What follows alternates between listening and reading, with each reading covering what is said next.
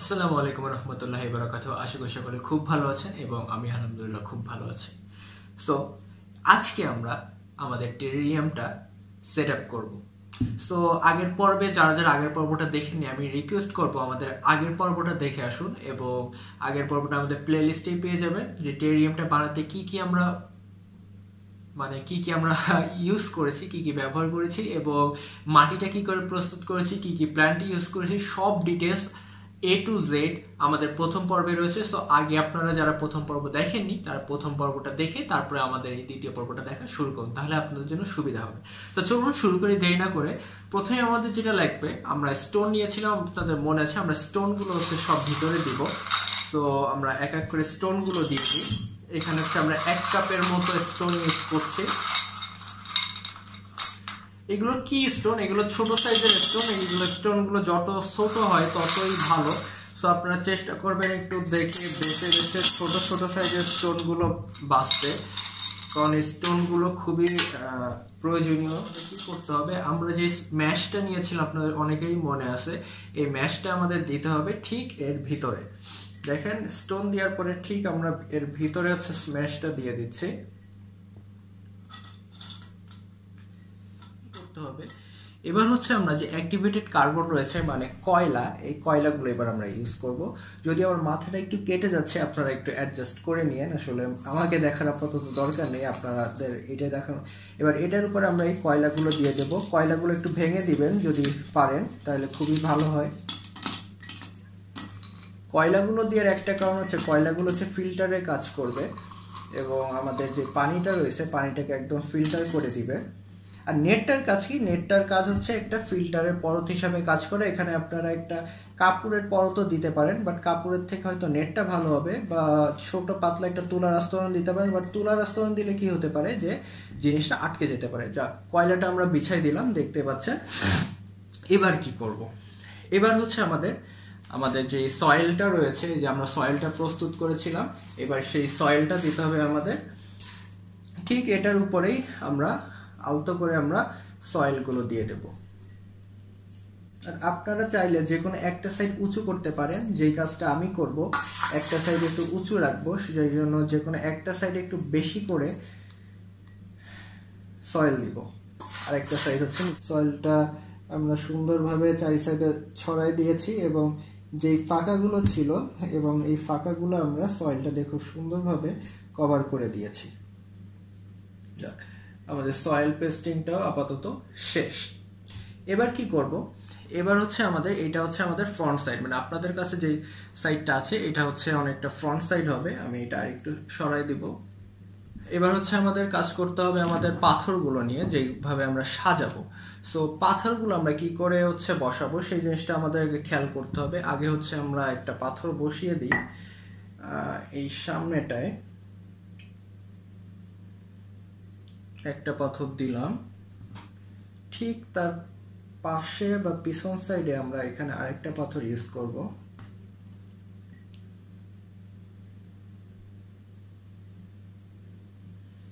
পাথর হয়তো আমাদের আর লাগবে না, কারণ আর বেশি একটা দিলে হয়তো আমাদের স্পেসটা খারাপ লাগে। এবার প্ল্যান্টিংটা শুরু করতে হবে। কি কি প্ল্যান্ট আমরা লাগাবো? সর্বপ্রথমে আমরা লাগাবো হচ্ছে আমাদের ফার্নটা। এই যে ফার্ন আমরা তুলেছিলাম, এই ফার্নটা হচ্ছে একেবারে একসাথে আমরা একদম ব্যাকগ্রাউন্ড প্ল্যান্ট হিসাবে একেবারে ব্যাকগ্রাউন্ডে লাগিয়ে দিব। সো প্ল্যান্ট লাগানোর জন্য আমরা হচ্ছে একটা টুইজার ইউজ করতেছি। টুইজার দিয়ে জাস্ট হচ্ছে আমরা মাটির ভিতরে এটা জাস্ট আলতো করে দিয়ে দেব, আর কোনো কাজ নেই, জাস্ট অতটুকু করলেই হবে। সো প্ল্যান্ট এক্সট্রা যতটুকু রয়েছে আমরা এক্সট্রা প্ল্যান্টটুকু কেটে দেব, কারণ এটা বাইরে আসা যাবে না। এক্সট্রা প্ল্যান্ট থাকলে ততটুকু কেটে দিতে হবে। ব্যাস, আমাদের ব্যাকগ্রাউন্ড হিসাবে পিছনেরটুকু দেওয়া শেষ, পিছনের প্ল্যানটুকু দেওয়া শেষ। আচ্ছা, পাথর কি এটা দিব? পাথরটা আমরা একটু চেঞ্জ করি, কারণ এই পাথরটা একটু বেশি বড় মনে হচ্ছে আমার কাছে। পাথর আমরা এই পাথরটা দিতে পারি এর চাইলে। এই পাথরটার একটু বেশি সুইটেবল মনে হবে এবং বেশি ন্যাচারাল ওয়ে হিসাবে লাগবে। হ্যাঁ, এই পাথরটা এবার ঠিক আছে, পারফেক্ট।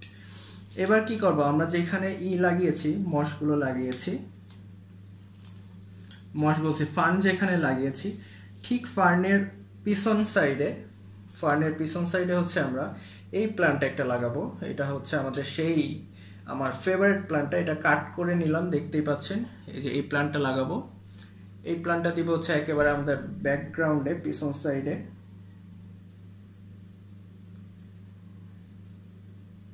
ব্যাকগ্রাউন্ডে দিয়ে দিলাম প্ল্যান্ট, আমরা সেটাই ট্রাই করব।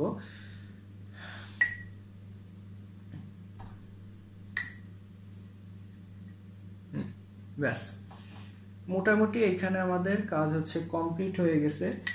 আর এই জায়গাটা আমরা একটু পুশ করে দিব যাতে প্ল্যান্টটা হচ্ছে সোজা থাকতে পারে। প্ল্যান্টটা সোজা থাকছে না কজ প্ল্যান্টটা বেশ বড়।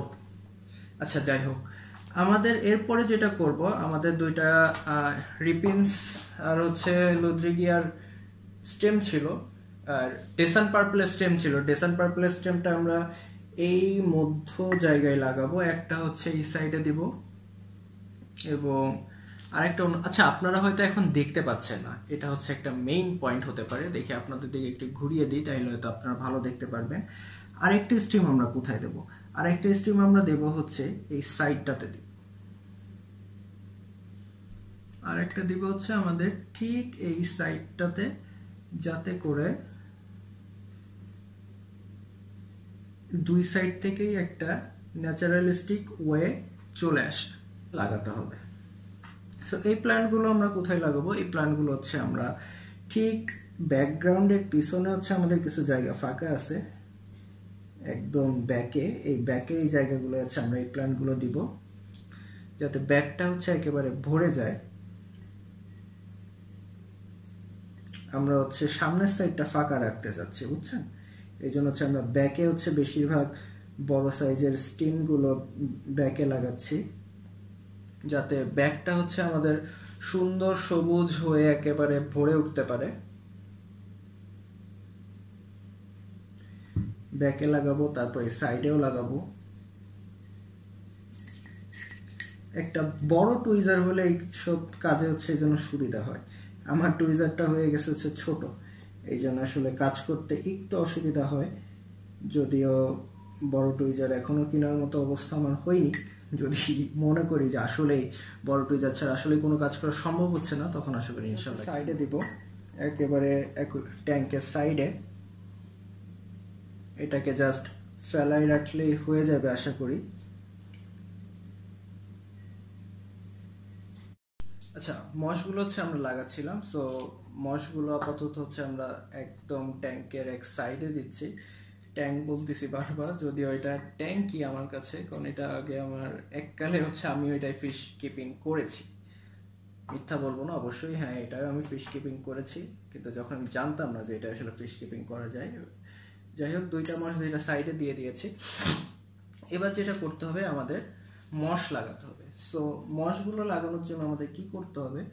মশগুলো লাগানোর জন্য হচ্ছে এরকম ছোট ছোট করে মশগুলোকে কেটে নিতে হবে এবং কেটে নিয়ে জায়গা মতো জাস্ট বসিয়ে দিতে হবে। জাস্ট বসাই দিলেই মশগুলো লাগানো কমপ্লিট হয়ে যাবে। মশ নিয়ে কোনো ঝামেলা করার কিচ্ছু নাই, এটা লাগানো খুবই ইজি আর খুবই সহজভাবে লাগানোও যায়। জাস্ট এক একটা চাং নেবেন এবং নিয়ে এরকম বসাই দিবেন, তাইলেই কমপ্লিট হয়ে যাবে। যাই হোক, আপনাদের আমি দেখাবো, আপনারা ভাইবেন না যে ভাই নিজের মতোই লাগাই যাচ্ছে বাট আমাদের কিছু দেখাচ্ছে না। এই যে দেখেন, এক একটা চাং নিচ্ছি মশের, আর যেসব ফাঁকা জায়গাগুলো আছে সেই ফাঁকা জায়গাগুলো খুব সুন্দর করে জাস্ট প্লেস করে দিচ্ছি। এতটাই ইজি মশ লাগানো, মানে কোনো ঝামেলাই নেই মশের মধ্যে। জাস্ট মশগুলো ধরবেন আর লাগাবেন, এতটাই ইজি।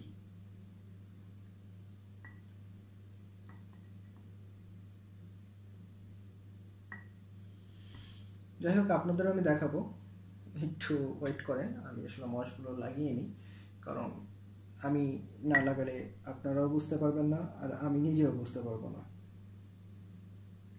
মশগুলো লাগানোর জন্য আমি নিজের হাতই ইউজ করতেছি, কারণ ভিতরে নিজের হাতের উপরে আসলে আর কিছু নাই। আমাদের সেট আপটা শেষ।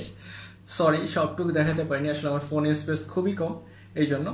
সো লাস্টে আমরা সেট আপের লাস্টে আমরা কি করব, পানি দিয়ে খুব সুন্দরভাবে স্প্রে করব। আমার স্প্রে করা শেষ, স্প্রে করে জাস্ট হচ্ছে টিস্যু দিয়ে মুছে নিয়েছে, এই জন্য অনেক ক্লিয়ার লাগছে, বাট ফুল ভালো করে স্প্রে করতে হবে।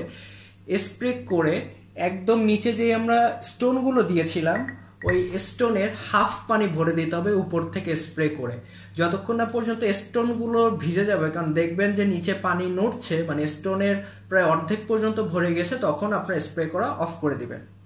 সো আমাদের স্প্রে করা শেষ। আমি স্প্রেটা এই জন্য স্কিপ করেছি যাতে আপনাদের সময় নষ্ট না হয়। এবার কি করব, উপরে জাস্ট একটা পলিথিন দিয়ে খুব সুন্দর করে রাবার দিয়ে বেঁধে দিব। তো এখানে খুব সুন্দরভাবে এয়ার টাইট করে বাঁধতে হবে, এই জিনিসটা খেয়াল রাখবেন। একটুও যদি বাতাস বেরিয়ে যায় তাহলে কিন্তু হবে না। সো এই জন্য যথাযথ সম্ভব বেশি রাবার ইউজ করবেন। এখানে আপনারা কোনো কারচুপি করবেন না। আপনারা এখানে দড়িও ইউজ করতে পারেন অনেক বেশি করে, কারণ যত বেশি দড়ি ইউজ করবেন তত বেশি ভালো হবে। সো যদি পারেন ডবল পরতের রবার দিবেন তাহলে এটা আরও ভালো হয়, মানে জিনিসটা আরও টাইট হবে। আমার সেটআপটা সম্পূর্ণ রেডি, এই জন্য আমি হচ্ছে রাবার দিয়ে একদম পার্মানেন্টলি অফ করে দিচ্ছি।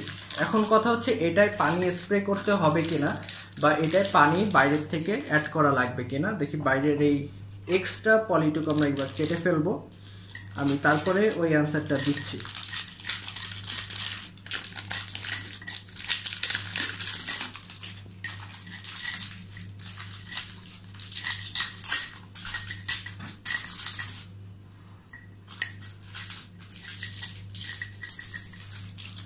বেশ সুন্দর করে বাইরের অংশটুকু আমি কেটে ফেললাম।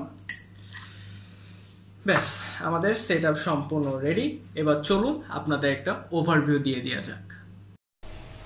সো দেখতেই পাচ্ছেন আমাদের সেটআপটা কমপ্লিট হয়ে গিয়েছে। যদিও অনেক রাত, আসলে লাইটও সেটআপ করতে পারিনি, এই জন্য আলাদাভাবে সেটআপ করাও হয়নি। তখন প্রায় রাত 4টার মতো বাজতে গিয়েছিল, আমি তখন এটা সেটআপের কাজটা শেষ করেছি।